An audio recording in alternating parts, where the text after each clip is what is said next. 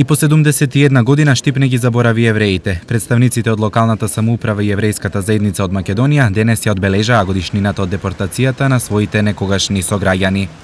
Градот Штип секоја година им одава почит на своите сограѓани, пријатели, па можам да кажам и роднини на своите евреи.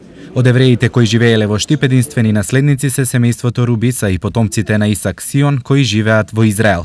Единствен преживеан учесник на тој настан е Шела Алтарац. Иначе ние сме во перманентна телефонска врска, контактираме преку Skype, се гледаме. Она е страшно поносна што е од Штип. Последните штипски евреи, потомци на оние малкумина кои ја преживеа депортацијата, веќе не живеат во градот, но трагите од еврејското присуство овде како духовно и културно наследство се уште се присутни. Нивната култура е присутна и денеска овде. Оставиле многу траги во развојот на градот, во неговите занаети, во делот на културата, образованието, во делот на музиката.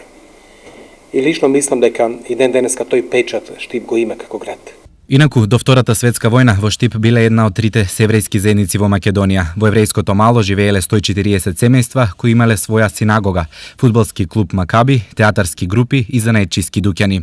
Сето тоа исчезнало во март 1943 година, кога од Штип во логорот на смртта Треблинка се депортирани 550 штипски евреи.